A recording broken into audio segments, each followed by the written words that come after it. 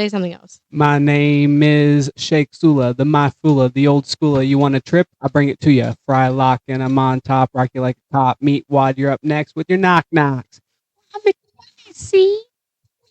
Get the honeys, see. Driving in my car, living like a star. Sun my fingers and my toes and I'm a Taurus. Yeah, check it. Cause we are the Aqua Teen. Make the homies say ho and the girlies wanna scream. Cause we are the Aqua Teen. Make the homies say ho and the girlies wanna scream.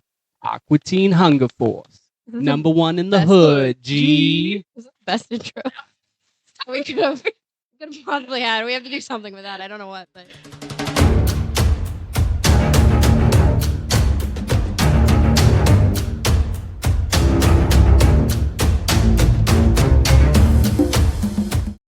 I'm Prim. I'm Sorvana, and we're from the Realm of Dunland. And this is Game Face LARP, a foam fighting podcast. And we are coming to you today with our 4th episode. We're very excited. This is actually the first episode with a guest. There's a third person in the room. Okay, everybody. And it's not Whoosh. Everybody look to your left, look to your right, and look inside your brain and go, who is it? Marik. It's Marik. We're excited to have our neighbor from Dragonspire, Marik, Sir Marik. Yeah, we're gonna introduce him. We're gonna talk about some weapon crafting. We're also gonna talk with Marik about the evolution of the game and the community, because I think he's got some hot takes for us to share about everything. I want to know all of Marik's weapon hot takes. We're also going to hit on all the Facebook questions we've been asking and highlight our favorite answers and talk about things related to that. And that's pretty much going to, I just think we should just start getting into it because we've got so many topics to cover and I know we literally only have like an hour. So without further ado, we would like to welcome to the podcast as our first official guest, Sir Marik of Dragonspire. Welcome. Hey guys, this is Sir Marik. Mick Arney is my real name. I've been playing 16 years. Some of you might know me as a spear fighter, former Atlantean, or just that guy. But hey, nice to be here, guys. Yay! Thank you for joining us. So excited. Like, honestly, like most of the weapons that I touch, Marik touched before I ever touched them. And they're great. Together. Yes. We was either there instructing people how to make them or anything in between. So we, with our first episode, we did kind of like an intro of ourselves. And so I think we're going to try to follow that a little bit in your intro. We've kind of hit some of these. Got your persona name, Sir Marik. Do you have like any story behind your name that you want to share? Yeah, so I was always a big Michael Crichton fan growing up. I love dinosaurs, so Jurassic Park. Marik loves dinosaurs? No, right? This is a new fact for everyone. Anyway, so I got into some of his other books, and one of the books was Timeline. It's about this group of archaeologists that get transported back to the 18th century, and one of the archaeologists there, he is what we call a archaeologist. They try to recreate stuff from the time period so that we can better interpret those details. And his name was Andre Marik. Marik was his last name. And so I took that name. I thought it was cool. And that was kind of my big inspiration for not only by like my career, but also just like foam fighting in general, just who the character represented. Yeah, he was awesome. I feel like I have a new book. Yeah, I'm an avid book reader, and now I'm like, ooh, new book. Secret insights into Marik. Also, like, it's really cool whenever you can find something like that you can just like. Oh, it's true. I mean, mine's kind of like that because it's from the Hunger Games. Like, it's from a book. So it's cool the like ties we all have to different. Like, stories that we've heard. Like, I just love that. I think too, like with a lot of LARPers in general, they grew up on stories like that and just. That was their inspiration for what kind of led them to be here, to create who they wanted to be, you know? And by the way, Timeline's they made it into a movie. Yeah. I gotta read the book first. I gotta do book. Paul Walker, Gerard Butler. I'm a huge Gerard Butler fan. Oh my god. Yeah, I can leave the Paul Walker, but it's controversial. That's my hot take. I can leave that. I love that. I'm gonna check it out. That's cool as hell. I listen to a lot of books while I'm driving, and I'm like, I'm already downloading it in my mind. I know some people really love Gerard Butler and like 300 and like, oh my god, chisel abs, but Dracula 2000 with the long hair. No. Phantom of the Opera. Oh yeah. Oh Yeah, my god, Merrick. that was Phantom. like my Mhm. first like high school big crush. Oh yeah, Phantom of the Mhm. Opera. Me and one of my friends, like we were obsessed. And my theater friend, of course, we're obsessed with him. Oh Now yeah. my brain is playing Masquerade. I know the whole thing. I love that whole thing. But yeah. So that's gonna hit your realm, which is Dragonspire. Mhm.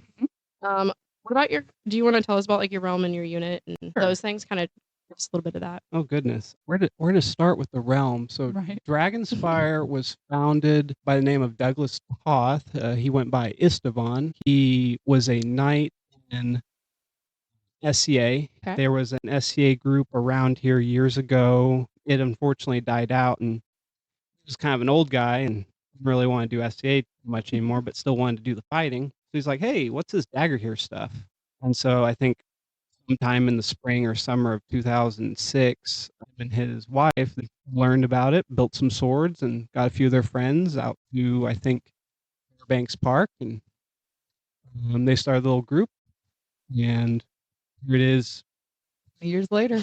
Yeah, 20 years later, still going. His legacy's living strong. He's retired now. I'm still doing pretty good. I was like, how long have you have an official like Dragonspire title? Like, what is the actual? Is there a? Over. It's not really like a monarch. I've never heard it like Oh, mentioned. Not in the same way um, like Stormcrest like lists their things. You know what I mean? So when Istvan founded the realm, he based it loosely off of like Arthurian myth. So think on like Middle Ages England. So yeah, technically the title would be king, though I rarely ever go by that title. I'm not. I even know what it Never was. heard it, and that's why I was like, Yeah. I wonder if that is like technically. We literally had to drag it out of Merrick that he was king. We You literally heard just it did that. here. Sorry. Oh, Sorry, you're Merrick. okay. No, I totally get it. But that's why I was curious because Mhm. I know like it's different in every place. Literal humble king. Oh yeah, yeah. Everyone best treats their realm presidency title differently, depending on what game it is, or even just Yeah. your own morality and belief system. And I guess for me, though we do have this, I still want to pay homage to that title. It's just I may not recognize it myself personally because I have a weird thing with titles and power and all that. So I try to stay humble as much as I can and I'm just Merrick. Like if they don't say Sir Marik, people say Sir Marik. I just say Marik, Or it's the same with when they refer to me as king or monarch. Who's the leader of your realm? Just Marik. Yeah. I'm just a guy. You really are. You have such a long career and so much knowledge, and you have every right to be arrogant, jerk. But you really, if your goal has been to remain humble, there's never been a time I've ever been like, ooh, me and Merrick's ego can't fit in this room. Never, never. You're very humble. Which You've I think makes a succeeded. really good leader too, which is Mhm. why Dragonspire continues to just be Mhm. a little group, Yeah. Full of many- Just so a many nice good little lights, home. sweet people, like, truly sweet people. I think Not we're putting it on lucky because we performative. also have a little bit of overlap of like Mhm. all of our circles of people, I think. And I think that's what also makes it kind of nice. Like we never go to Dragonspire like, oh, this is just like another realm. It's like, oh no, this is like also Dragonspire is like also home. You know what I mean? Yeah, and I think too, like decade or more ago, it wouldn't have been like that. I don't think it would have been like that for most realms in the country. Probably a couple or a few here or there probably had some type of homogenous relationship with one another, especially some of the ones that were closer in the city. Were like it was pretty much about like your team and so screw the other guys kind of deal. Very competitive sports team. It was competitive to a certain degree. I think too, there was just a lot more pride. Hometown pride kind of thing. Yeah, a lot of hometown pride, but sometimes that can be a little toxic. Ultimately, like even growing up, like we're still friends, but I think there was a little bit more stock in our own, or a little bit more pride in our own, and so it was very much like we're friends, but we're not necessarily going to help all the time, kind of deal. I think that was reasonable too. yeah, it was fairly reasonable. Whereas other groups, I've known them to hate each other.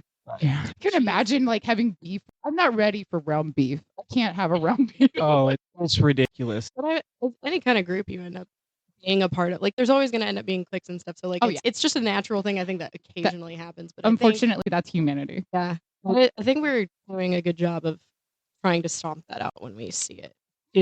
Yeah, we We do. It's really hard though. Yeah. It is. Like I've been playing for 16 years, and there have been a lot of good times, a lot of bad times in the game. People you thought maybe were like really good, but turned out to be, some bad eggs or here or there, or just some people that just get so tired of dealing with stuff and they just don't want to help out in the game. Don't even want to do anything for themselves really anymore. Burnout is real. Yeah, Burnout is Burnout real. is- burnout is real. And that was like part of the reason I think about that is like whenever we were talking about like doing certain things within Download, and even when I was talking to you and stuff like that about talking about like volunteers and stuff like that, like I stand by the statement. It's like we all play the sport and have fun, but it's because of the work other people put in. Events don't just happen, and practices don't just get ran. Like No. we always have to remember that it's somebody's sweat and hard work that has brought this to us. So I try to remain grateful, but I'm just a little baby, so it's Mhm. easy when you're it's easy when you're We new. still have a little bit of that fresh energy. Yeah, exactly. I still got that baby powder on me. But I think we're lucky that we're hitting it at the age we're hitting it too, because while we True. do have like the newness of like doing this new activity, we also have been in our youth. I mean, I'm speaking for myself mostly, Mhm. but like burnt myself out of my hobbies, youth, and do those things anymore. But Mhm. a We're part wiser of now. me really missed a lot of those things. I found a lot of those things coming to this. Yeah. So I think it makes me at this stage more aware to avoid the burnout and like try to not overdo myself, and also like asking for help and letting people help. Yes, I think that's is a big one. yes, Yeah. letting people I think help. is a big one too. It is hard. Yeah, I think too, like with a lot of people, they can love the game so much that they want to do as much as they can for it. They don't realize how much of a detriment that it can actually be Mhm. Oh yeah. for themselves too a lot of the time. And you really Nothing's for don't- free. Oh, no, every action spent, That's why I'm so grateful to be in my 30s, like you're saying. It's like, Yeah. I know that now. At 28, I didn't know that. I No. didn't know that, yeah, you can go forever, but you will eventually crash. Or like, you can say no. can say no. You can say no. Yeah. I'm still Like working on if that. somebody's like, "Can you do like 75 things?" Instead of being like, "Oh gosh, I can't disappoint everyone. I have to do 75 things." You can say no to some of the things. Like at this stage, we have more of an idea of what we can actually balance realistically. Delegation. Yeah. too. And what's important, I think. Yeah, at the end of the day. At the end of the day, it's like, Mhm. What do you girls do when you don't have the opportunity to say no, given like situations like winning Dunland or You dig deep, then for the next thing, you sit out. yeah. You dig deep, and the next thing, that's the only Mhm. thing. That's just mom logic to me. I kind of view like my responsibilities in the same category as like being a mom, right? Like that's my number Mhm. one responsibility for the rest of my life. So I learned through having a small child that sometimes you got to spend all night up with that kid. That kid is sick, and you got to hold that baby, and that baby's going to throw up all over you. You Mhm. know. And then the next day, hopefully you have some PTO, and you can get some sleep. You got to schedule breaks for yourself. That's true. I just try to get it to the point where I can hand it off, and being aware of when I'm like, okay, I need to make myself step back and be like, okay, now it's other people's thing now. I can give all the advice I want, but at the end of the day, to like, And when you care even about if it, it's not the way you would do it. yeah, and Which the more also you is care about it, the more you want it to be exactly the way you would like. What about you, Marik? Like you've been doing this for a hot, double, triple hot minute now. And yeah, I've never used a double, triple hot. So Whoa. that's special for you, Marik.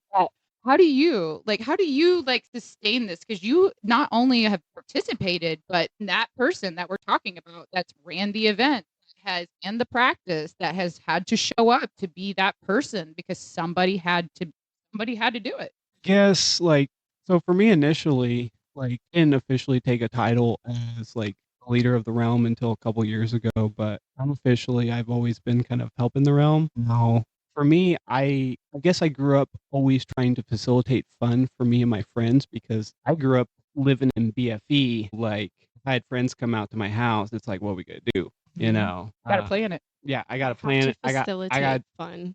Yeah. Feels like so into my soul. I know. That felt so real. That was the real quote right there. You have to facilitate fun. That's like, yeah, well, I had I get it. yeah. Like you know where I live now. Yeah. You've been here a couple times, but I This is get true. it. And so like me, this was always kind of like secondary. Like it's not something that I can't do. It's just something that kind of comes secondary to me. It's like I want something, so I'm going to do as much as I can to make it work. So like if I want foam fighting to happen, I will do what I can to make it work, even if I don't want to get up half the time or stay up late working on a project or telling a kid the 20th time on how to build a sword, even though I've shown him how to build it. Not being me.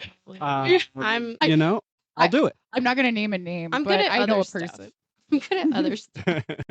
But building weapons, I'm just like, my brain can't compute anymore. I'm like, I'll just make someone else do it for me. See, I'm Okay. so ready. I can to fix my arrows though. You did. I can take the things off and put them on.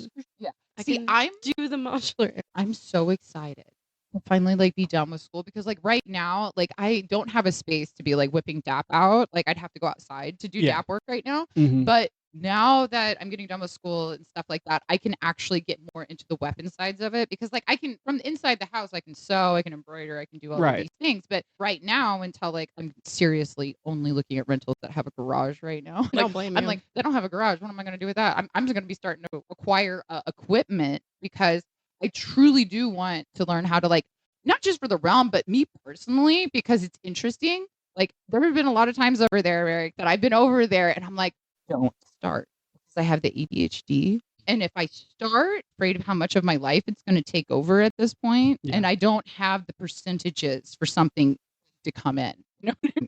I understand. Yeah. My shop is full of dozens of projects, my own personal projects, not on top of everyone else's. That's the rule of being like a creator. Like, and I hate the word artist because I'm not like, I feel like there's so much like, I don't know, like associated with Yeah. it, right? Like Mhm. I like viewing myself as a creator. I want something to exist. So I put the work in to will it into existence. Whatever steps that come from this to that, I created something. That's the way I like to view it. And you're creating things. That's what happens. You end up having all those projects. Right. Like when it comes to like the term artist, like I feel like that's a term people ascribe to you. It's not one that you can ascribe to yourself That's a very good point. because, art is an interpretation of beauty. And so like for me personally, like I've looked at many of my projects and I've thought they were ugly. All the mistakes in them, everything. But then I get other people telling me like, oh my God, your work's amazing. And it's just like, I don't see it, but thank you. And if people want to call me an artist, they can call me an artist, but I'm just a maker. There you go. See, I would say a creator- crafter or a maker. I like Mhm. both of those because I don't feel like they're necessarily just art. To me, is something that you're looking at, and it doesn't always necessarily have a function. But like the things we're all making Mhm. typically have some kind of function to them. This Like is we're true. doing Yeah. something with, like you're wearing them, like as part of your garb, or Mhm. like somebody's putting them on their belt, or you're fighting with them, Mhm. or They serve a purpose. Yes. yeah, a lot of the things that we all make. I feel like I do. I think But maker or function can creator. be- Yeah, I Function think can be art. can I'll- sometimes. I don't know. No. I'm Yeah. not that cool. I'm not that topical. I can get real deep and talk about nothing. This for class 45 now? minutes. Yeah, exactly. Are you in class mode? I almost went there. Did you see me perk out? Did you see that? I was like, and then I was like, oh no, Sam, you go see Vicky. Just getting ready to give her presentation. I love that. Though. We've kind of skipped around a little bit of our thing, but I kind of like really enjoy the organic way we kind of talked about some of the things that we had on our list like later too. Just to kind of go backwards slightly. I think we'll keep Okay. hitting on the things we talked about. As far as like, I'm gonna hit these two things.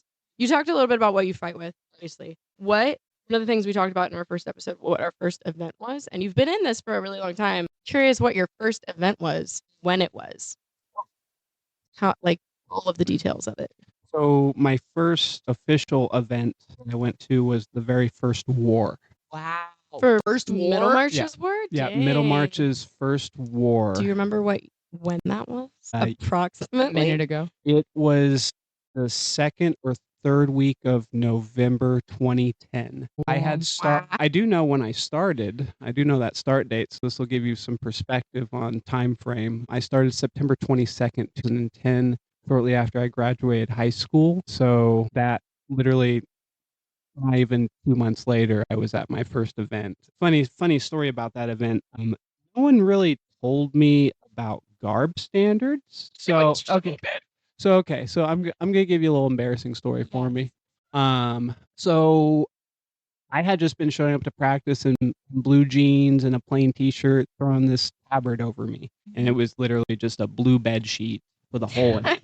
and I was wearing, the boots as well, and using workman's gloves. So I was very cheap started. And so I get to the event, I throw on my tabard, everything just like normal practice, and show up with it on, and they look at me and they're like, "You can't wear blue jeans." I was like, Oh no. "What?" Like, yeah, you'll have to change. It's like, don't really have any other fighting pants or anything. They're like, well, you can't play. And I was just like, I was deeply disheartened for a second, but then at the time, the person I was kind of under, or who was kind of showing me the ropes in the game, his name was Sanak, and he was like, "Wait, you wore like your thermal pajamas today, right?" I was like, because this is late November, it's cold as out. I was like, he's like, those. Keep in mind, these are bright red plaid pajamas. So, and this was at a time when garb standards were still kind of ish, you could say, and people were very stingy about certain things. So, like, if anyone asked, he said, "Well, you're Scottish." And yeah,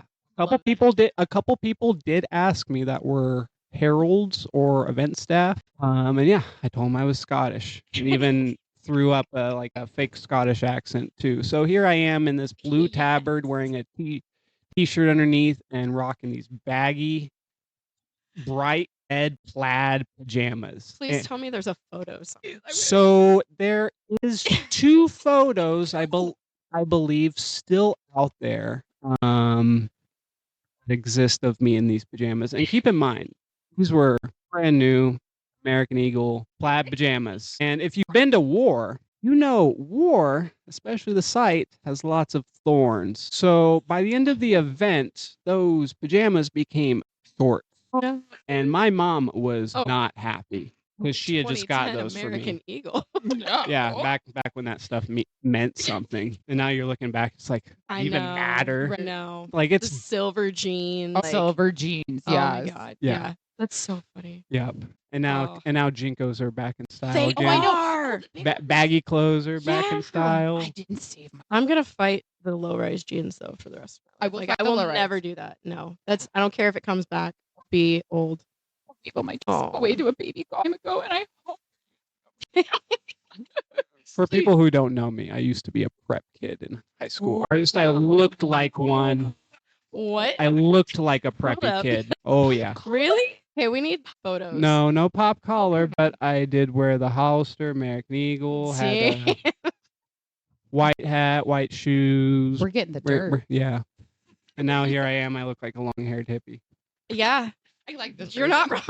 But I'm shocked. I love it though. Yeah, with a baby face and That's tan. crazy. Tan. tan as they got. Oh my god. That's it.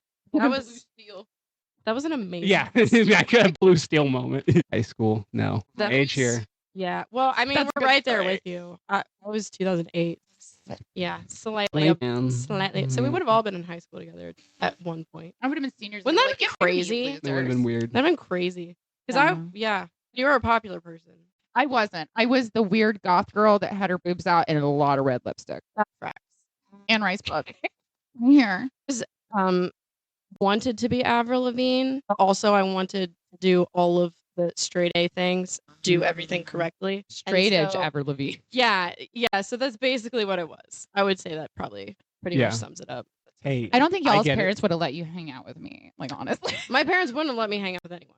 First of all. it wasn't personal. Yeah, no, it's not personal. They just did not let me do anything. Well, let me ask you ladies a real question. Did you dress up in black on Black Parade Day when the album was released? No, because I'm a goth and not an emo. I did have a shirt. Same. I had a Cheers shirt. We were more into midnight showings than album drops, actually. That was like the thing over here, was the midnight showings of movies. Like we went to, I think, 2 of the 3 Pirates of the Caribbean ones. And one of them coincided with the last day of school. So I was dressed up in like attire on the last day of Nice. school. And that's, of course, the day they take a lot of yearbook photos. Yeah. So you're a there's the year. Yeah. One of my yearbooks, there's a bunch of pictures of me looking like a pirate. Like, so Hard, maybe. clearly the love for dressing up was starting somewhere. started Like earlier. it's always been there. Like I get it. I love a costume. I love a theme. I love the drama. Nobody can tell. Yeah. It's so good. But yeah, okay, so I love your first event story. It was really We've touched a little bit on weapon crafting and stuff, but you do craft nights for Dragonspire. You have like Yeah. the ideal setup, is my understanding. I've somehow never managed to make it over to one, Shame. which is a shame. It really is a shame. It kills me. Prim's got to get over there But because there's know. it's an amazing shop feel like and my it is mind will such a blown. resource. Merrick is a saint for letting people use it. I've heard. When did you start making your own? Like when did you was it right away, or was it like Who was your first Yeah, who teacher? taught- No one. Yeah, basically the internet taught me how to make weapons. I don't necessarily owe any real knowledge to necessarily anyone per se. However, I did pick up a lot of tricks from some people over the years, like Brutus from Prometheus, Gorg with some of his tools and shop setup. Yeah, pretty much most of my stuff was self-taught and just observation. My first sword was a PVC sword.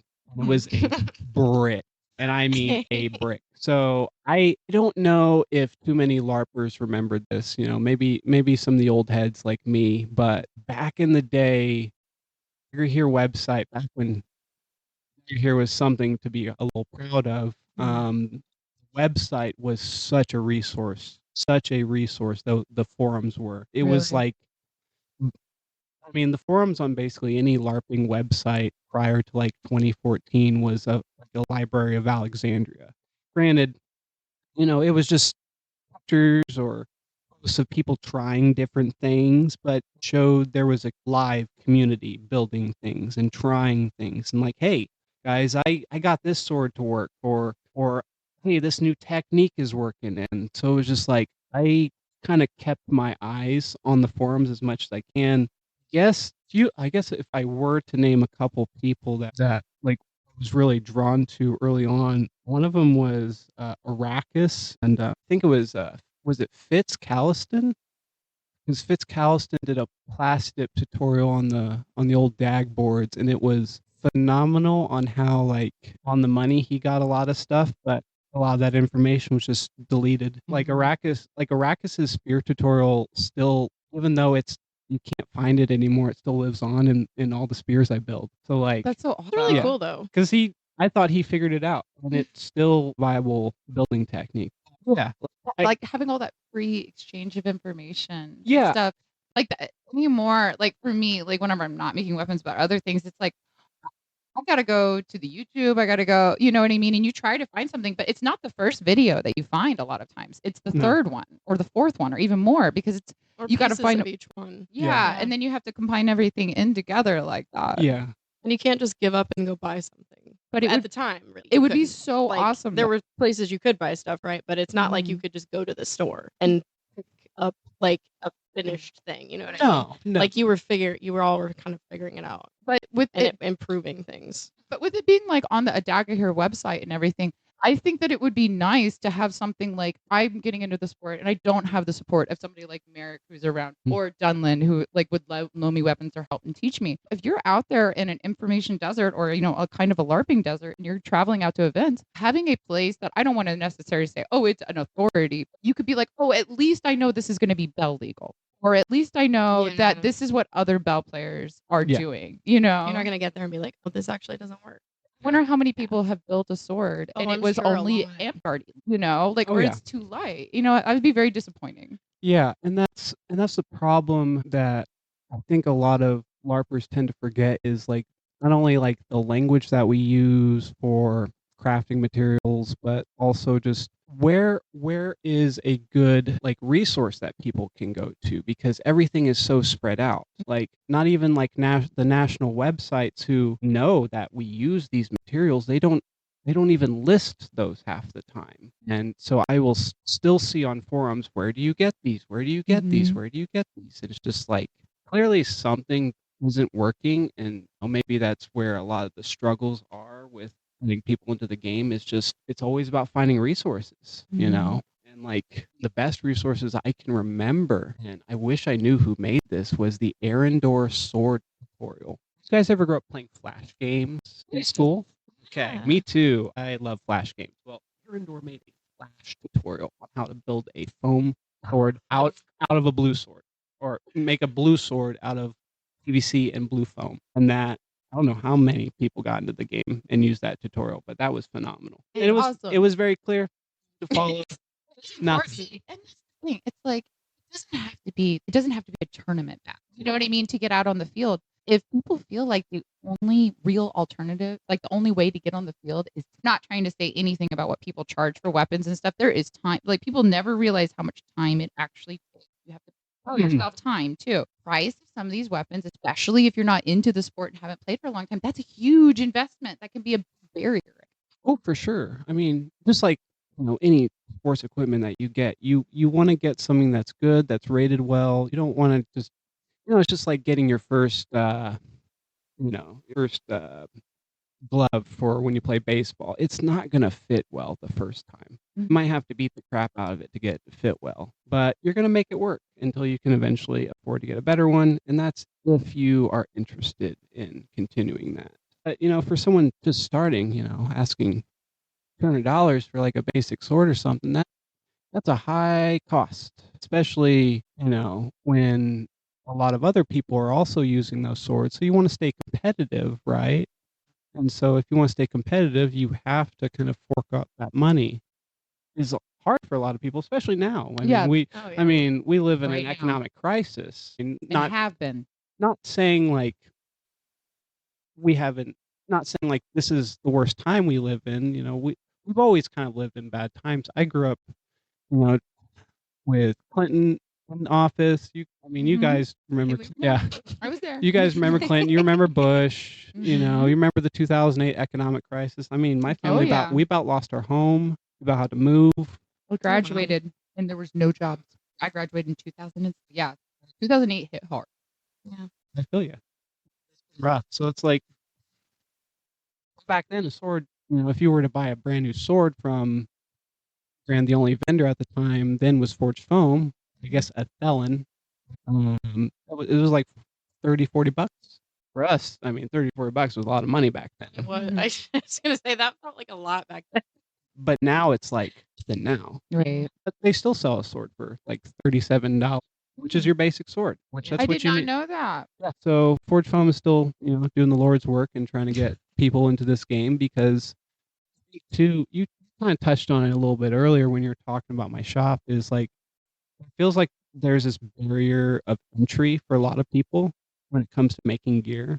And I'll tell you right now, there are indeed barriers, economic ones, even location. But if you have the gumption, you can make it work. So for me, like when I first started making weapons, I didn't have the shop that I do now. I only got that 6-7 years ago now. But before then, I literally only had like a tiny little space ever to craft my weapons. Like when I got interested in foam fighting, it was like right at the end of high school, early college for me. I'm still living at home. My parents are little hoarders, so finding space is pretty hard. So literally building my PVC sword and my shield at the same time on my porch in the middle of the night. Yeah. Still getting high on DAP fumes, Right. despite being in the open air. Was it DAP back then? Naturally. It was still DAP, and you could get a lot more, much cheaper. Oh, I for have sure. heard that. Oh yeah, the big quart-sized cans, you could get those for $4. Now they are $25, and Walmart doesn't sell those cans. I know Really? the little Yep. ones. Yep, they only sell like the little pint-sized ones for about twice as much as like the original quart size cost, so maybe like $8. Like 10 or we just had to It's- get one. I think it was like 10 or 12. A little. It's quite expensive. think it- Yeah, we tend to get the bigger cans because it's You're gonna cheaper. go through it. Yeah. You're gonna use it. Yeah, but like space-wise, you can build your weapons anywhere. If you With ventilation. With ventilation. Yeah. ventilation is good. Open a window, put a fan on. DAP you're is a carcinogen if inhaled for too long and much. So You can actually make yourself probably allergic. I made myself allergic to super glue Yeah. because I huffed it too much making things. goodness. So that's a real thing. fine. Sounds legit. Like you can get You you can get can't- allergic to like nail polish and like Yeah, you general can't. nail polish and like all those dip polish like nail polish. Yeah. A lot of those things like that. You can have people that aren't allergic to latex gloves develop a latex allergy. It just stuff happens too. So be careful with the chemicals you work with. Ultimately, You can make most of your weapons anywhere. When I didn't have my parents, I had my tiny one-bedroom apartment. And when I say I want to facilitate fun, I mean I'm going to facilitate fun. So when I went to college, I showed LARPing to a few of my friends, and they're like, "Oh, this is cool." And the next thing I know, I'm starting a realm up there, and I have 30 people. I have to Oh my build gosh. build weapons for, and suddenly there's like 20-ish people and 20 to 30-ish people inside my apartment building Isn't it a swords. lovely problem to have? It is a lovely problem to have, but my gosh, especially for someone who hadn't even been playing a year at that point, showing other people how to build swords and also showing them how to fight and everything else. Yeah. That was a lot. Just going through, going like, this is what I know. Okay, this is all I got. You wonder why, like where I'm at 16 years later running a realm. Where did you get started? Well, you see, I just kind of asked for it, I guess. Facilitated the fun. I love That's that phrase. right. I'm stealing that. I know, mine. that's so good. And Tiff are going to be running around Trademark, Olympics, trademark. and we're going to turn to Write it each down, other, and write it's it like, down. it's time to facilitate the fun. It's so true though. And Yeah, it that kind of doesn't just leads happen. into like sort of the next pieces of things, which is like the evolution of the game and community. Sounds like it kind of just formed around you kind of again facilitated the fun. It kind of formed all aspects of it. We're gonna just kind of talk about like thinking about the honeymoon phase of when you started LARPing and everything is like I feel like we're a little bit in it still. Oh, yeah. Everything is like magic and rainbows and like wonderful and this is great. Then the realities of problems that come up. Game How- played by humans. how you address those because we talked like a little bit in our chat of like Yeah. a lot of people talk about the amazing things that happen in LARP and like Yeah. all the positives and there is a lot obviously we all love it and we're still in it. Oh, yeah. We But do it for a reason. I think it's really important to address like the negative stuff too and the stuff that's hard and the things that don't get talked about as much. The reality. So kind of give us like the transition of like honeymoon to the reality and like kind of how you like balance the two and find like where you're at now. Because I'm sure you've seen a lot of people go and transition over that because you have Yeah. many people in your unit and realm that have been playing for a long time. Like for instance, my unit of Hellhammer, they've existed since the 90s, since I was literally a baby, before I could even say foam fighting. It's just like their history goes back way farther. So I can only imagine like kinds of stuff they've seen and dealt with over the years. I know, I guess from my own personal experiences in foam fighting is like that you want to try and make the fun last as long as you can. However, doing so comes with the cost in certain ways. Like, for instance, in practice, for instance, it's one thing participating in practice, showing up in the games. It's another thing making sure you have like all your equipment, get there on time, you're there every Sunday, you're in charge of the battle game, so that probably means you're not going to play as much. And if people have usually any issues, they'll point to you if there's something on the field. That really isn't the hard thing. You're just setting up a game. What the hardest parts I find is, and this might sound a little mean, but that's hurting the cats per se. Yeah. I've been somewhat of an educator in my life here or there. I've instructed children from giving them swim lessons to teaching them how to dig up dinosaur bones. You're teaching adults too. I think you I- should have the title of educator. I feel the burdens of an educator a lot of the time because not everyone can understand the positions that you're in, especially given when it's a hobby. And so there's a certain seriousness that comes to a hobby. So when you're just playing in it, you don't have that seriousness. But when it comes to running it, making sure it happens, you have to have seriousness. Then you're thinking about the numbers for the season. Do we have money to rent the facility? Can we afford the insurance? The actual logistics. Of the, doing the, it. the logistics of it can get frustrating, and you really need a team of people to support you a lot of the time.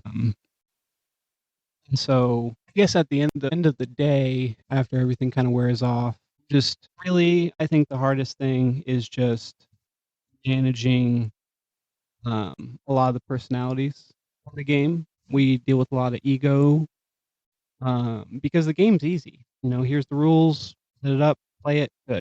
It's everything else that's hard. It really gives you a good insight into people in society. I'm a trained anthropologist, and I would say home fighting is its own breed of humanity at this point. If anything, it's an analog. really, like human development and society. Because the groups that we form, our realms, our parks, duchies, whatever you call them in your game, are tribes, right? And these tribes are small and fractious, and it can be unstable, but they can also be a beautiful thing. It's finite.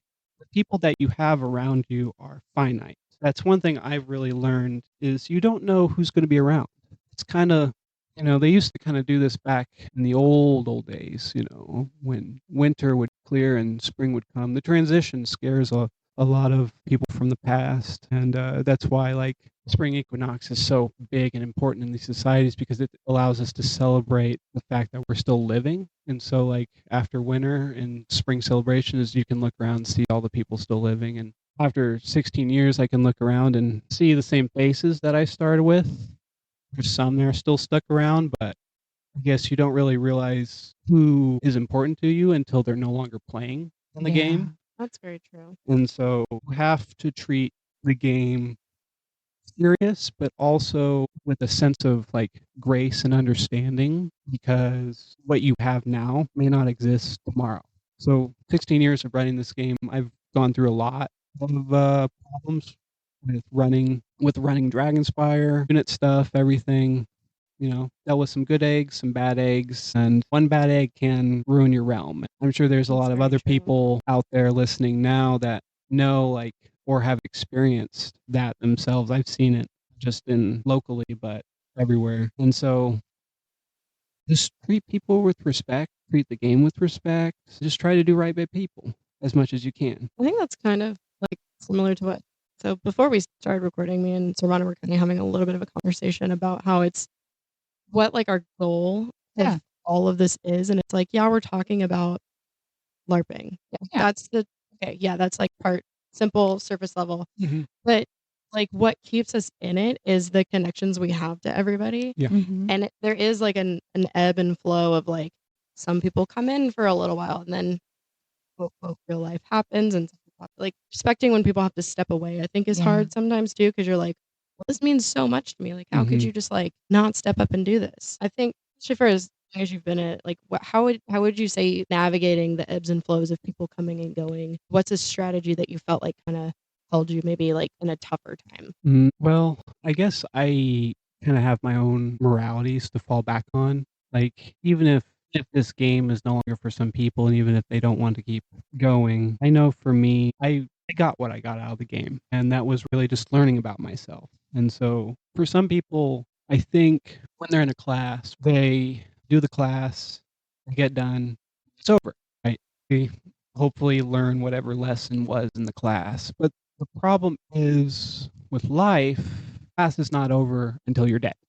And so for me, the only way I'm going to keep learning is by going forward, even if I'm tired, even if I don't want to get up in the morning, having a bad day. Like, at some point, I got to get up and move. Can't sit there, wallow in your crap all you want, but at the end of the day, you got to keep moving. And so for me, like, what this game taught me about myself was to keep going. Whether that was just getting the crap beat out of me and in the various trials that I've gone through in my life in this game. I guess for me, I always looked up to people that were almost unstoppable in a way. And touch them. Whether that's superheroes or video game characters or whatnot. It was just like what made those people unstoppable was just the fact that they kept going. They didn't stop. They didn't cry. They may feel things, and that's okay to feel, but they kept going because you don't have a choice. If you care about it. One of our Facebook questions, this is actually a perfect segue, and I'm kind of skipping around on the thing, but that was like actually the question we asked was like, who is a person in the game that you look up to? And a bunch of people put tons of people. I'll just say who I said. I said Tari. From the moment I saw that person, I was like, that everything that they embody is what I want to try to achieve. Like, I want to be fierce. I want to be awesome. I want to help everybody. Like, I want to get people into this. I want to help make the things happen, facilitate the fun. I bet you there are many days Yeah. that Tari and Rune have Does woke not up wanna and do they it. are tired, but consistency. Yeah. Being that consistency Yeah. for But other who people. who would you say is like, and you can obviously pick more than one. Who will like give me like your top 3 if you don't want to pick just one. Goodness. All right. You can give more than 3. I just randomly picked a number. You can arbitrarily change the Yeah, rules. you can put them in any order as well. They're not in a hierarchy of order. Starting from least favorite to most Yeah. favorite. I feel like I'm doing trivia. We have to do like a timeline one where it's like start from the first one and tell me the first event that happened and give me in that order starting with 1. We're doing history timelines? Yeah, I really like that though, can we? I have to read the question when we do it at trivia, like exactly because my brain is like, I better not say this backwards because then they're all gonna kill me if they give the answer wrong. But yeah, like who would you say are like your people that you're like when you think of people that you've looked up to? Or pillars of the community. Yeah. Man, Lots. there are a lot of people I could name, and I've met so many people over the years. I guess one of my early inspirations was Quentin. His quiet power that he holds. Good description. Eric is giving hot take right there. That's a good one. He might not say a word to you, but he'll beat the shit out of you. And you know what? And the words he has said to me, because they have not been a lot, have been very respectful. It's Yeah. always in a He carries challenge, like in a very, Mhm. you know what I mean? Proper. you and want not to in a beat him. weird way. He inspires you to want to improve yourself because he's the one I try to get a shot on every time. Right. That's Yeah. the win of the day. If I I got can shoot. one with Yeah, a if I can spear kill one Quentin time. today, because he's very sneaky, he's very Mhm. slippery. You Yes. can't always hit him.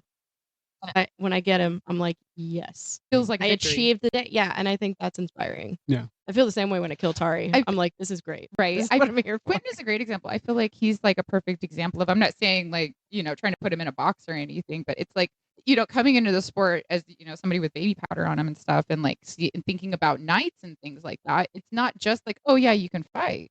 It's the way you carry yourself. It's the amount of like self-respect and respect for others. And I think Quentin really embodies that. Well, I think too, leaders don't really call themselves the leaders. Like the best kings don't call themselves a king. Like they just do the thing that needs done and it gets done and everybody enjoys the fun that we all have. And those are the best people, I think, in all of that. They never care for people who seek titles. I mean, don't get me wrong. Squires, you could argue, seek titles, but for me, I never did it for a title. I did it because I want to be better than myself. That segues into another person that inspired me early on who no longer plays, but that was Sarson. One of my first practices that I went to, he came out to. It was actually a Dunland/Dragonspire invasion of Greencastle because we were trying to help kickstart that park. I'm sure if you ask Wu, she might remember. I'm pretty sure that Tay and Drayden. I was gonna say have Drayden, I mentioned think, has Green mentioned it, Castle. yeah. Yeah. And I don't remember what prompted it, but I just remember I think asking him like, what inspires you in this game, or what made you want to be in this game? And he's like, oh, to be better than myself. And that's what I want to be because I thought I was a shithead prior to I start. So I thought maybe pursuing something a little bit more noble by working for the people might. Pursuing something outside yourself to find yourself. Yeah, to find myself, I guess, in a way. Initially, I didn't realize that I was already finding myself. It's funny how it works, right? Yeah. And even then, after you get the title, it doesn't stop. No, it's never done. No, it's never done. There's Not if you always the love it. next thing. Mhm. There's Never always done. the next thing and the Yeah. next thing, the next thing. Yeah. How exciting, because if there was no more next things, I would be a sad girl. I would be sad. Yeah. I love the next things. We're always hyping the next thing. Mm-hmm. Yeah, let's see. So we had people also mention, I think this person deserves a shout out too, is Frith from Rockville. Yeah. Is like starting a realm there. And it's Yeah. hard. Mhm. It's hard to do. Yeah. I'm pretty sure the last practice I didn't get to go because I suck and I had to do trivia. Mhm. But I'm pretty sure last night they had a practice and it was like their little chat is like hyping. So Yeah. like it's really exciting to see people, especially right in Rockville where it's like kind of like LARP city. We should do an invasion. That would be It's a really cool if we could Tuesday. do a group invasion. They meet on Mhm. Tuesdays. I think that'd be really exciting for them. Just wait 1 month so that I'm up here on Tuesday. We need to we need to Almost done with strategically the plan this. But no, I think News 10 invades. Rockville. we'll do that. We'll do that on the weather report too. Yep. It would be really fun though. But that's I think also part of why we want to do this is we want to hype other people. We want to keep Mhm. seeing this community grow Yeah. and build and like new people join so that we can all do really fun things and be Yeah. able to share the load of carrying Mm-hmm.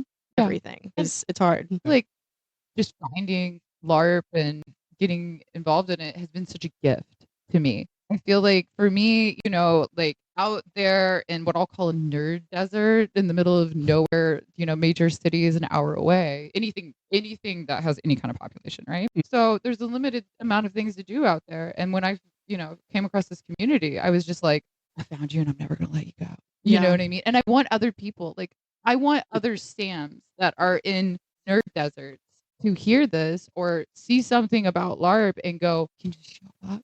I could just do this. Yeah. I could just start and yes, you can. And it's not just the fun of the game. It's the community. It's the type of people who play this game. That's everything to me. And that's what I want the most. Is other Sams to find LARP. Yeah. And don't let anyone tell you no. Don't let them tell you it's weird or different or No. just do it. I think there's a Mhm. beautiful freedom in just being like, no, this like I think we talked about it in the first episode too, where I was like, I feel like I have to just come out to people now when I meet them and just explain like, hey, there's this thing I do and you just need to know about it because like it's a huge part of my world and I'm Yeah. gonna talk. It's gonna come up in conversation. You just need to be Yeah. aware that LARPing is a thing I do. It's so interesting how the conversation has changed in almost 2 decades.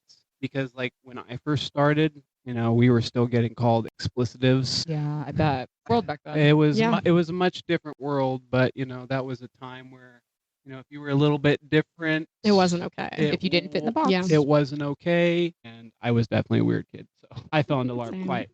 quite fine. But the way I found out about it was my teacher, actually, weirdly enough. Wow. So, okay, this all started kind of as a gag back in This is a foreign. long running gag, Merrick. Just committed to the bit. It kind of is on how I got into LARP because I think personally everyone has like an interesting take on how they got into it, and so for like me, it was kind of this buildup of like, so for instance, I always like medieval movies and stuff like that growing up, but Mhm. never like outside of like movies and video games, right? For my foreign language class in high school, we got to go to Germany. That Der would've Did you been see it out cool. there? Deutschland. So we went to this lovely little town by the name of Rothenburg, Germany, a walled off medieval city in southern Bavaria. Beautiful, It's beautiful. dope as hell. They had medieval shops selling helmets and knight's armor, and I just fell in love. Aw. And I bought myself a Crusader helmet. Oh my. Took it back on the flight with me, and I boy, love that. TSA had an interesting time with me. They're just like, "What's in your bag?" "A helmet." They're like, sure it is. Yeah, literally. Yeah, sure it is. And they see the scan It sure is. because I had it in my carry-on. Yeah. And they're just like, "What are you gonna do with this?" Wear it. I'm gonna wear it. So I have this medieval helmet. That's really cool. I would wear it occasionally. I'm a weirdo. I was in theater. We do stuff like that. And my teacher, Miss McConkey, she's just like, It was the "Hey." theater teacher. No, it wasn't my. Oh, okay. Wasn't my theater teacher, but I had it, and I would take it and go to theater to mess around, right? Amazing. And my friends knew I had it. Like it became a whole thing while I was in Germany. Anyway, Just imagining tiny preppy Merrick. Yeah. With my Hollister jeans and a Yeah. giant Crusader bag. Trying to go to Tuesday. oh, it's funny when you see me in literally. There's a picture of me in jeans, Yeah. wearing like a polo and a Crusader helmet. That's Merrick, exactly we need what I these imagined. photos. Yeah. Oh my God, Believe it or love not, I that. knew who MF Doom was before MF Doom was cool. Whoa. Before I Hipster. thought he was cool. Before I even knew who he was. And then I was educated, and then I learned him, and I love him. And I love now- him. He's the best. Anyway, yeah, my teacher's like, "Hey, so you like that medieval history stuff, right?" It's like, "Yeah." She's like, "Well, I saw some dudes with, I thought, swords in West Terre Haute out of the church, beating the crap out of each other. I don't know if that's something you'd be interested in, but you were the first person I thought of." I was like, "Okay." Teachers are cool. We yeah. don't pay them enough. Yeah. No. No, we don't. So shout out to Miss McConkey. She got me into this game. Went out 2 weeks later, and here I am. She did the Lord's work. Imagine, like all Could you of these imagine if she amazing things. hadn't said Yeah. something? I Isn't probably it crazy? Just the like one little thing that could have Yeah. been different I wouldn't have known, if and she hadn't passed by them even. my wallet would have been safer, but I wouldn't have traveled or met all the wonderful people I've met across this wonderful country we live in. I know. I can't wait. Like, I want to meet more LARP people. I want to you know how like we have like the Midwest like LARP community and stuff. Mhm. I want to know the differences of like the Florida community and like Oh, out like don't know. You oh, don't know. Mary, am I too? We've And am I never still? Do I we've have too never much baby been. powder on to go to bed No. No, no, We're no, no, little no, no, we're no. sweet summer children. We've never been outside of the Midwest. Look, for LARP? Florida may be ready for you, but you're not ready for Florida. Probably. They're a different breed. Oh, we are Dunland. Are they Florida? Are they Florida man equals LARP or Florida man plus LARP equals chaos? A little bit. A little wild down there. Out to Winter War and I want to go to Winter War so bad. Orc Wars. Oh, Shout out yeah. to my I've heard of Albion that one. friends. Those boys sure do know how to host events. Great. Orc Wars kids. I'll Winter have to War. add it to the list. I don't know what all we're gonna be able to add this year, but my gears are already turning for like next year. Hey, Yeah. Winter War is literally a straight shot for most Midwesterners. Oh, I know. I want to go because it's in November normally, right? Yep, it's November. Yeah, I It's in want the South. I want to get a big bus. We just get a party bus. We're gonna get a party bus. We're You're gonna rent a get party- the bus stuck in the mud. I probably would. You will. Really? You will. It's like wet. Oh, it can get pretty wet and it gets pretty muddy and the mud is red. Oh, red clay. Yeah, it's I've heard. I was gonna say I've heard this Oh, setup yeah. is amazing. it's an old Yeah. Ren fair. Perfect. Yeah, it's See, great. we gotta get It's it. sit in on the list. stands. We gotta go. I gotta get that. Maybe we'll figure it out. Wars also has a little arena down at the what's that site in South Carolina? No, That was no. East Coast. though. Ragnarok was in Slippery Rock, Pennsylvania. Yeah. Oh, it was in Pennsylvania. Yeah, Okay. yeah. Because I've heard the stories. I've heard the obviously, stories didn't of know. Ragnarok. Yeah. Eastwind Castle. is I the was name aware of those in high school. the Orc Wars site. I saw that. I think I've seen because now I've been getting really deep into the TikToks and stuff like Yeah. that. I think I saw some footage. Yeah, they're always. I know Lady G does a lot of promotion for the tournaments, and then a bunch of other people really hype it up. I would say between Orc Wars and Winter War is probably the best tournament scene in the entire country, and I've traveled around. I want to get to Winter War, and now with you bringing up, I feel like I feel like it should be on every fighter's bucket list. It's Okay. out of all the events I've gone to, Southern events have always been the best. Wow. Like- take. But Don't get me wrong, Midwest has some really solid events, especially here in our own state, Middle March Run and War and Olympics, very, very solid events. so much fun. Talk about facilitating the fun. But then Winter War boys and Orc War boys, it's a Different. different breed down there. I had to do a dentist today. Dunland did a race. I lived in the South, for Louisiana and Texas forever, so you can't judge me. I lived in Florida for a year, I feel you. And Not- one not summer long there, enough. ran. Well, I think we've got a couple more Facebook questions I think we're gonna try to hit. Yeah. Okay. One of them was advice for new fighters. Okay.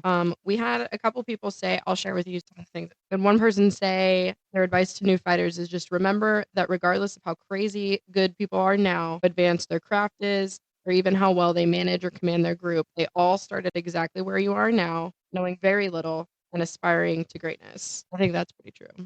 And I feel like we've kind of hit on that too. Yeah, don't be intimidated just No. because people have been playing for 10 years and they got full kits and they're gorgy. Yeah. You know? But we also had people respond with just literal advice. So one person said, always keep an extra change of clothes in your vehicle. I could definitely see that, especially with how wet things unexpectedly get places. Nobody likes wet socks. That's Nobody like likes my that. number one Yeah. rule in camp is always bring more socks. Bring so many Mhm. socks. You're not feeling good, change your socks. You're wet, change your socks. Your girlfriend left you, change your socks. That's fair. Another person's advice was literally just hydrate, and I do think that's a really important one. Especially Especially as an older person. I want to say I wanted to say almost especially again, but everybody almost feels it, and there's a lot of community people reminding people. But remember, even events like war, it may feel like it's slightly cooler because it's later in the season, or even Olympics, if it's not super rainy and stuff out there, it happens. You remember, you're sweating, and it's gonna just happen. You know, Mhm. even if it's not super hot. And then another person said, just remember to have fun. Don't forget that it's fun. It's supposed to be fun at the end of the day. Yeah. And I always felt like that's a double-edged sword. But I feel like this comes back from taking video games too seriously for a long time. Yes. I made a lot of money online playing video games for a minute. And yeah, it's just a game. But when you have money and you have such time and energy and things like you were saying, Merrick, be respectful of others because you never know what this means in someone else's life. Very true. Yeah, that is true. And I would also say too, like anyone who's starting out too, is Just remember, everyone was anxious when they first started this game. Everyone was scared. Everyone was probably alone too. You're not the only one. There's lots of people out there, and you shouldn't be scared in this game. And You come say hi if you do feel Yeah. lonely or scared. I know any of the three of us will talk to you and anything. I know that. I'll also just sit and do nothing quietly with you. I like That's that too. right. I don't mind that either. But also, remember who you are.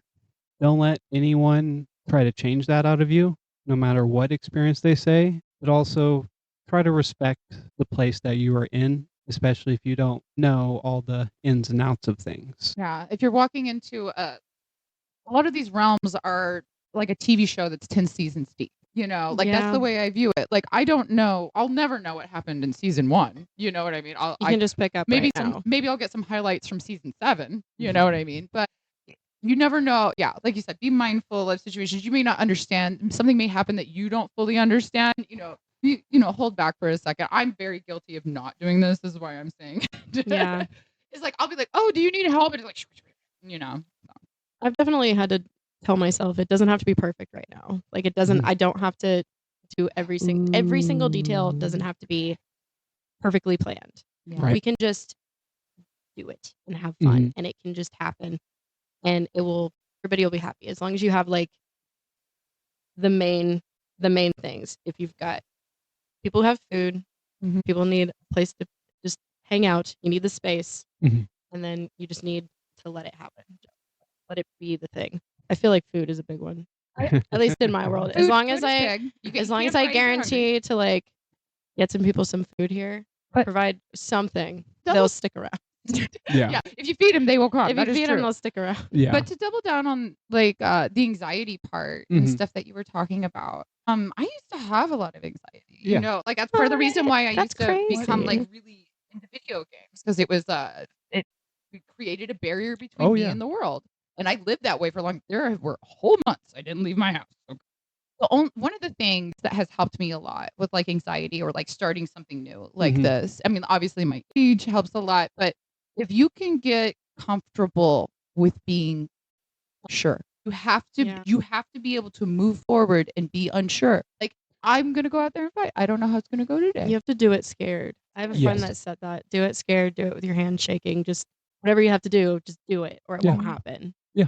And I always loved that. And pushing Michael King. and pushing through that, feeling that unsureness, you know, like being scared and pushing through the benefits for that. Like I'm talking, like I feel like I'm talking to the babies right now, like 18, 19 babies. Yeah. When you push through that, the rewards on the other side of community and knowing that you pushed through on the inside, nobody can take that from you. Once you push through, stand up and do that, that builds that strength or pillar inside yourself. Honestly, that's something that you can get back from this that has nothing to do with fighting or other people. That's a very internal thing that you can carry forward in your life to others. Like you're saying, whenever you were like, when you started out, I want to be a better version of myself. Yeah. And the reason why like those words hit me so hard is, you know, I'll be a little vulnerable here for a second. When I grew up, you know, prior to me graduating high school, I was scared. I was very scared. I did not have necessarily a great time in school, wasn't always the best at home, and so like I never felt like I had like a place. And so like what I ended up doing for most of my life was I confided myself in video games, especially games like World of Warcraft, for instance. And that game kind of taught me like despite like your circumstance, like age, location, it didn't matter. You're all there to play this game. So I found a community in there, and it wasn't until like I discovered foam fighting that I found something similar, that it didn't matter who you were, who you like, what you were. You want to do this thing with us? Okay. And I think for me, like it taught me to be open because I had to talk to people. I want to do this thing, so I got to facilitate this. So I have to talk to people. I have to. Scares the crap out of me. Scares the crap out of me. It really does. Anything new is always scary. It is for me. It is. Anyways, that's my anxiety of like the not having it all planned has always been like a really big challenge, and letting go and being like, okay, I can talk. Like, I've seen this person like 5 times now. I don't feel as scared, or like I can like the walls can come down a little bit and like just be a weirdo. Yeah. Like, it's freeing. Like, once you hit that, I think it's just so freeing. And I think that's what a lot of people find in this too. Yeah. Like, one of our questions is we talked about like what's the glue, and I think one of the glues of this that's unique is it's really like one of the only spaces I've ever been in where I'm like, no, there's probably nothing so weird that I could say that somebody would not also be like, you know what, I actually also think that sometimes. And I think that's like very freeing. It is. Yeah. It's what would you say, like, if you had to think of something that maybe is the glue that's has held your realm in particular maybe together, what would you say the glue is? That's one of our Facebook questions that we asked everybody too. The glue that's like held Dragonspire The together. literal dap. Yeah. What's the dab? It is the dap. Many people said the dap. Yeah. Well, you know. Some people said alcohol, but in the healthiest way possible. Gosh, I think the camaraderie that people find within the realm, just like with any realm, is what has kept it going, and the individuals themselves that keep pushing. I know some people might say, with Dragonspire from an outside perspective, that I have been the one to be the glue to hold Dragonspire together.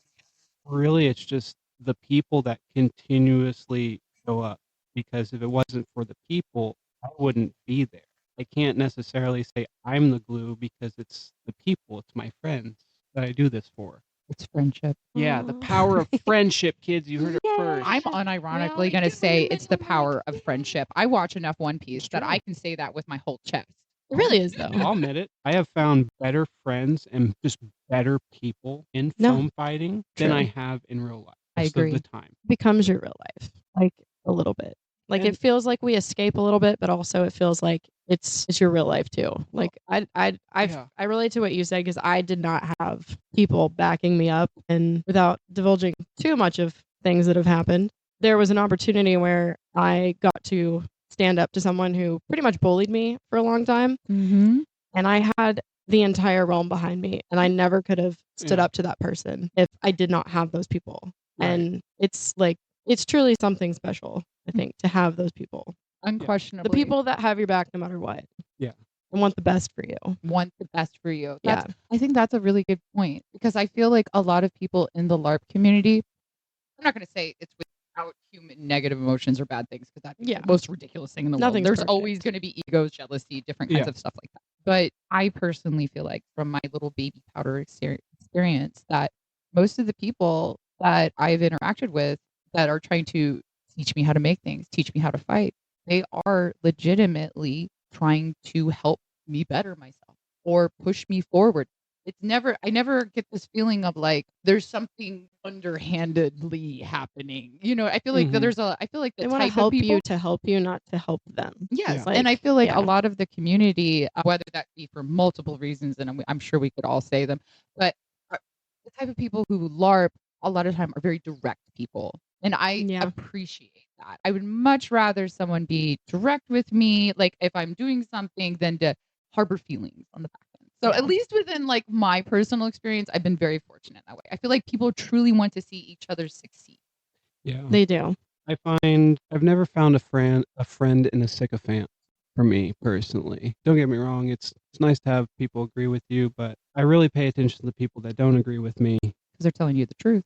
because they're telling me something that I'm not hearing myself a lot of the time, and so I find it troubling when everyone agrees with me about something.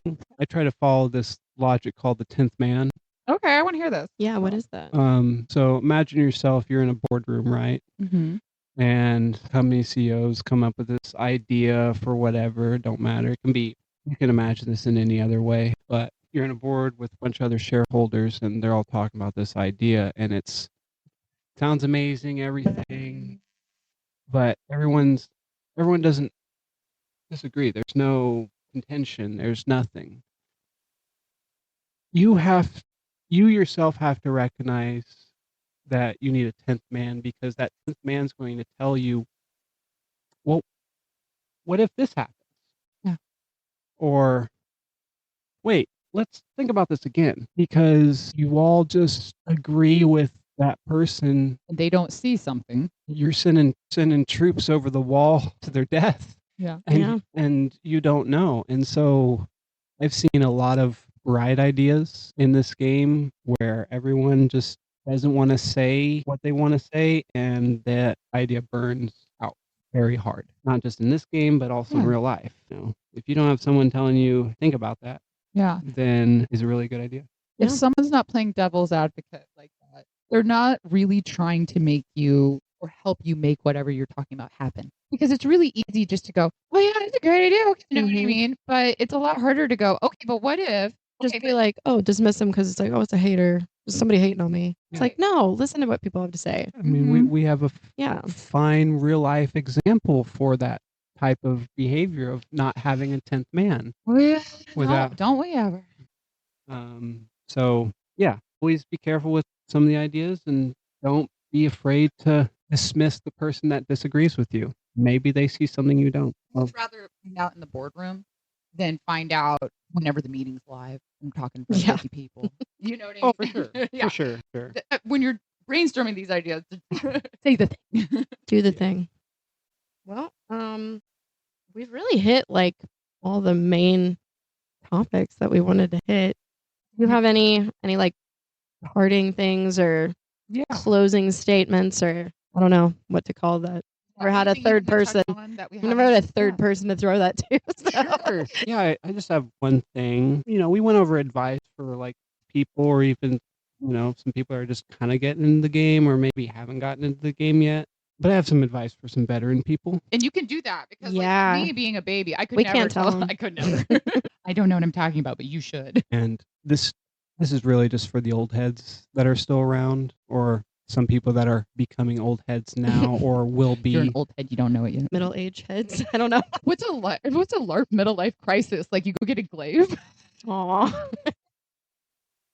Or is it a flail? You get a flail. Flail in a I might tower. say it's a flail in a tower. I love it. Don't be afraid of the change that's coming in your game. But also, when showing new fighters how to do something or how to do anything, just because it was right back in your day doesn't mean it's right now. The logic train doesn't follow, and all you do is you sit back and complain about the newer generation of fighters, but don't actually participate in training that next generation. You are the problem, and you need to be out of this game. So listen to the people that are around you, adapt, and grow. Otherwise, I wouldn't be here 16 years if I hadn't. And you're probably wondering where all those people are that you don't see anymore at events. That's probably why. So think about that. That was like perfect timing because Yeah, that was it's the end right of at that the thought. That'd be a good ending sequence. Right. Primrose Pile. It is. Oh I my don't God. know. I think it's really solid advice though for I do. not just like as people play the game longer. I feel like if you start like say you're getting to like 5 years and you're like, I'm not gonna say like middle LARP aged or anything, but you got some years under your belt, that's a good mentality to have. Is like because everything changes. I don't have a whole lot of context when it comes to LARP, but I do have life context. But it's like Life gonna change. change And like whether you said, want the it game to has or already not. changed so Yeah. much. It will continue to change. And gonna if you love change. it and try to welcome people in with big arms and stuff, you know what I mean? Some people might be new, but that's kind of sometimes where new ideas come from. And just because someone's new doesn't mean they don't have a great head on their shoulders. Yeah. Some people are just really smart. I'm not talking about like me. I'm a baby, but some people are really smart. I know the kid has asked you to build the scythe like 5 times already. Don't build the scythe. No, I won't. Don't listen to that, but He try won't to have a functional one. try to promise. steer them in a better direction. That's what you want. His guiding problem hand. is his Yeah. problem is he's Death Knight Raider. Yeah. So he wants to be a Grim Reaper. He literally was like, I want this, and I was like, you can have a decorative one. But Yeah. I was like, maybe we make you a hammer or something. I was Yeah. like, I don't know. Like I tried. But A it scythe is. so That's gonna dangerous. be the future. Like that's what's gonna keep the game going when we can't fight anymore. Hey, I want And I still want to show up and watch people fight. I want to so, show up and watch people fight and cook Yeah. food and have fun and roll cheer me on up in that tournaments. wheelchair, Like I I wanna want to s- show up. Oh yeah. You know I what want I to see mean? the arts and science. Like I can only imagine like in 10 years what the submissions into arts and sciences will be yeah. like with the new technology we have and the evolution. Like you were talking about evolution of LARPing, evolution of like The tech is insane yeah. on where it's gotten. Like when I first started, you never saw a plastic shield. Now I see them all the time at events. Oh yeah. Yeah, it's like 50%. I would Yeah. almost say. Carbon fiber was like not even a household term in LARPing in 2014, and now it's everywhere. So that's a hard barrier to entry that we talked about. Like I don't know, like certain levels, it's like, starter weapons, and then once you know what you do, weapons. And then also I like having a connection with the things that I make, because if it breaks, I can fix it. Yeah. And if you understand how the thing that what you have is made up and where the actual individual, you can protect it better too. If you understand how the thing you're using better, all the better, in my opinion. Oh yeah, and lots of kids these days don't know how swords are built. No, I'm sure. I mean, I sure don't. I only have the concepts of like what like I've seen out of your shop and stuff like that. But I'm sure, like, even like you said, like, the tutorial that you watched way back in the day, Daggy hairstyle. Like you said, there's new tech now. I bet a lot of what you watched out of that video or that flash game is probably It's people making it accessible Mhm. and making it not intimidating, and again, like, you don't have to be perfect right out the get. You just have to pass. you just have to It's a pass. It Yep. doesn't have to be pretty. check. Yeah, Yep. it doesn't have to be pretty. It just has to pass. Yeah. Just has to pass. And also, that $200 sword, you can also make that at home. Mhm. I prove that every Wednesday and Sunday. You do. Merrick does. I've seen some beautiful weapons. Light, fast, be crazy come out of there. So don't let that stop you, kids. Well, Merrick, I think we couldn't have asked for a better first guest. No, of course. I keep thank talking. You. I know. You've done awesome. We've learned so much. You've showed. I want those pictures. I want the pictures. Can you do this about it real quick? Yeah, real quick. Do you wanna oh my god, do you wanna do the Dunlin Goodnight? Oh my god. Do you want to pick Dunlin Goodnight? Do you want to pick the Dunlin Goodnight? The Dunlin Goodnight. Yeah, we do this thing. Well, Sorvana started it. I don't know. It just became a thing. So every single time whenever I close down the podcast and everything, I like, how like there's like TikToks out there that are just like, oh, if you do this, this, and this, you get a good night, right? Uh-huh. So at the end of the podcast, I pick some random metric, Yeah. right? That is like, well, you get it done like tonight. Like last time, it was anybody who uses unconventional weapons out there on the field. They get a good night. Like it may not be the meta, but Uh-huh. you want to be a hammer user. And Yeah. if that's what makes your, brings your joy, then go for it, right? Right. So that was my metric that I picked last time. Yeah. So who do you want to give a Dunlin Goodnight What to? kind of LARPer we get a Dunlin Goodnight? From a Dragonspire person? What kind of LARPer would get A Dragonspire You or can pick what anything. is You can the be like a broad category or like somebody who only uses this brand of Shout out to all my spear boys out there. They're holding it out. the Spear Boys. For this episode, you get a Dunlin Goodnight. Okay, but not hoplites, just full spears. I love it. Well, That's how I made it. I'm Prim. And I'm Sorvana. And I'm Merrick. Aw.